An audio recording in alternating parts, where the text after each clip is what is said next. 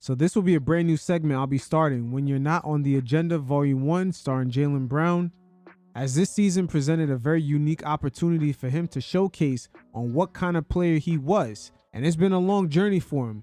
As a lot of us forgot, he used to come off the bench for the Boston Celtics when they acquired Gordon Hayward and Kyrie Irving. Brad Stevens, their coach at the time, had to manage many different personalities. Marcus Smart, Terry Rozier thinking that he was a starter, the politics of Gordon Hayward coming back off an injury, not necessarily being the same player, but yet he was one of the highest paid guys on the team, so he had to get played.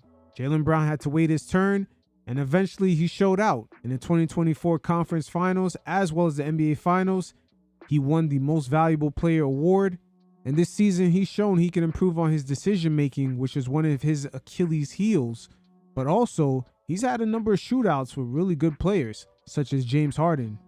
Shit, even a game against the Clippers where he dropped 50 points and guarding the best player on their team, Kawhi Leonard. So right now, when it comes to the duo of Jason Tatum and Jaylen Brown as it stands today, some media members are starting to wake up and re-examine who actually had the better career so far. Evan Cohen and Chris Canty of Unsportsmanlike had touched base on it. You guys check it out, and every once in a while, I'll check in. Listen, I think Jaylen Brown is having a phenomenal season, and I get why everybody is saying he belongs in the MVP discussion. Big Perk has been saying this for a month, so a lot of people are just late to the party. Yeah. But I understand the lift that Jaylen Brown had this season on him, right? They moved on from Al Horford, moved on from Kristaps Porzingis, no Drew Holiday on that team, and oh, by the way, a first-team All-NBA player in Jason Tatum tore his Achilles in the playoffs last year. And your team is second in the Eastern Conference standings. Remarkable. That is incredible. Mm-hmm. And Jaylen Brown has been unquestionably the best player on the team. So in terms of Brown being a steady hand and upping his game and raising the level of everybody around him, he has done that. And that is a part of the criteria for anybody that's in the MVP discussion. But I just think it begins and ends with him being in the discussion. I don't think he has a real chance of being able to win because of some of the names that are ahead of him. Victor Wembanyama and Cade Cunningham, what they've done and turning around those franchises. Nikola Jokic is averaging 29, 12, and 11 or something like that. It's ridiculous. And then Shai Gilgeous-Alexander is shooting 55% from the field and averaging over 30. But if we're focusing on that word value, who has brought more value to their team that has translated in success than Jaylen Brown? Career highs in points, rebounds, and assists. You mentioned second in the East. They're sitting there at 37 and 19. To LeBron's point, no one expected the Celtics to be in this position. Not me. I didn't. After everyone that they lost in the offseason and then with Jason Tatum going down. And Jaylen Brown is the catalyst for all that. So if we're focusing on value, he's got such a case to be made. Non-financial, because that's what CeCe was saying about the value with LeBron and why he may be upset about that. But non-financial value. Basketball value. Right. I'm going to tell you something, and you're not going to like this, Smalls. Don't you dare. If Jaylen Brown wins MVP, his career is clearly better than Jason Tatum's. Jason Tatum may be a better player. Jaylen Brown's career is better than Jason Tatum's if he wins MVP. Now, not so fast right there, because I would say, first of all, they both bring different things to the Boston Celtics. Jaylen Brown, of course, is the better defender. Jason Tatum is the better decision maker, and that's something that the Boston Celtics truly need. The NBA media, you can go way far back down the historical Rolodex. They've always pinned co-stars against each other.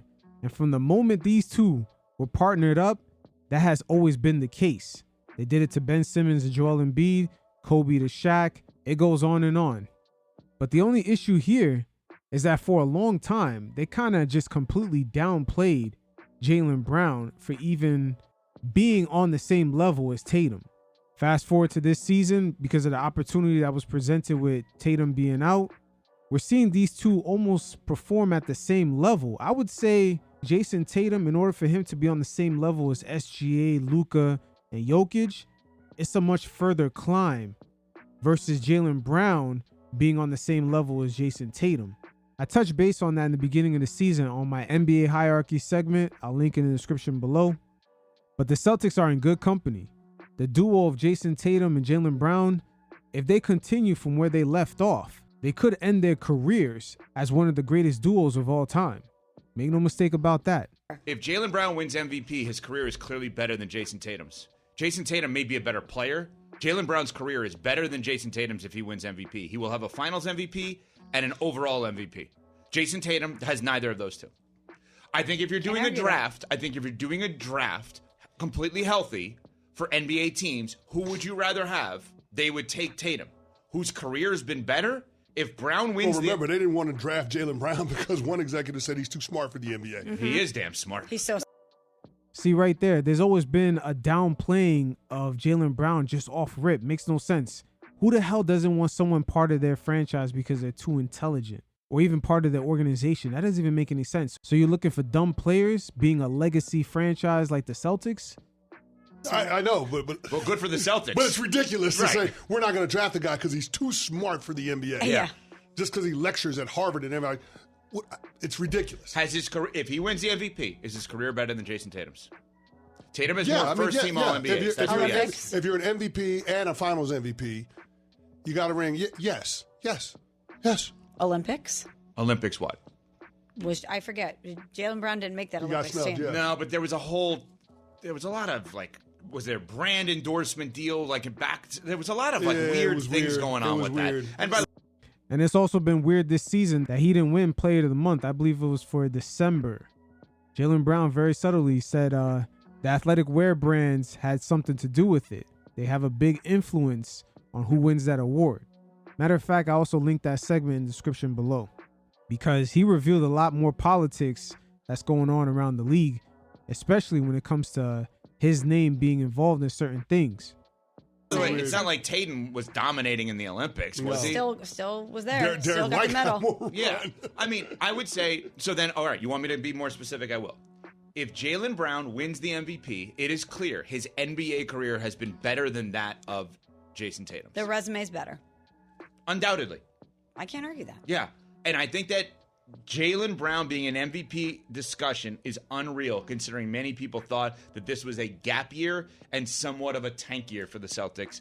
And that's another thing right there. It's amazing how the Celtics just off rip, knowing that it was a possibility for Tatum to come back, for them to completely bail on this team. Now, of course, Drew Holiday and Porzingis, they sort of aged out in that playoff series against the Knicks. They showed that their time was up, and it's smart of the Celtics to move off of them quick. But the fact that they didn't replenish any notable players, we got to wonder if the shoe was on the other foot and Jaylen Brown would be out for most of the season. Would they have done the same if Tatum was left alone to carry the load? Like I said, there's been a downplaying of Jaylen Brown since he arrived with the Celtics. Remember, he used to come off the bench. Jaylen Brown being an MVP discussion is unreal, considering many people thought that this was a gap year and somewhat of a tank year for the Celtics, and they potentially could be an Eastern Conference finalist. It's not off the realm of possibility. It's not. And they said, what's the most interesting storyline the rest of the regular season in the NBA? I said, it's Tatum, right? It has to be Tatum. Does he come back? And if he comes back, then what happens here with this Celtics team? And could, in a gap year, they actually make a run to the NBA Finals? That would be remarkable. I mean, what's going on in Cleveland is pretty good, too. Yep. LeBron caping for Jaylen Brown to win MVP, all while telling you why retroactively he should have won MVPs and while holding lip reading against Jaylen Brown. Only LeBron could give us that much juice in 20 seconds. But Jaylen Brown this season, he has been left with no resort but to just give himself praise and kind of just let the NBA ecosystem, the NBA zeitgeist know that he is one of them, especially being one of the best two-way players this season. Just come out and play basketball. At the end of the day, it's a long season. We still got 28, 27 games left, however many games.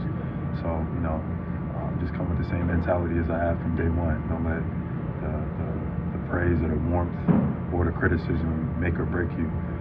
Just come out and be Jaylen Brown, who I am. I feel like I'm the best two-way player in the world. I play both ends of the court, night to night. I'm available, which is hard to do. I'm a leader. I help lead my team, empower my team to come out and play confidently, stuff that doesn't always show up on the analytics. And I'm a winner. I come out and try to win every single night. So I'm grateful. It's an honor to play the Celtics-Lakers rivalry. It's an honor for LeBron, who's arguably the best player to ever play the game, giving me some high praise. So I'm just grateful. I wake up every morning grateful, humbled, you know, in the position I'm able to be in, and I come out and put my best foot forward every single day. And good for him. I noticed in the NBA Finals back in 2024, it's almost like you saw a maturation with Jaylen Brown and Jason Tatum. A lot of the outside noise coming from the media trying to divide the two, it was no longer in the way. They had such a command of their team and just the overall floor. It's something that they should be given way more props about. And for this current generation, Jason Tatum and Jaylen Brown are definitely the most accomplished, and it's not even close. All those conference finals that they made, losing the NBA Finals back in 2022 against the Golden State Warriors, learning the lessons from that, and then completely dusting that Dallas Mavericks team, who was really low-key one of the best teams post-All-Star break back in 2024. Those two fellas are still lined up to definitely make history. And for them, I would say they should be on the lookout for the duo of SGA and Jalen Williams. An NBA Finals meeting between the two could be epic. But we'll see how it plays out. The Celtics fans, as well as their media, should come to the defense of Jaylen Brown a lot harder and a lot more quicker.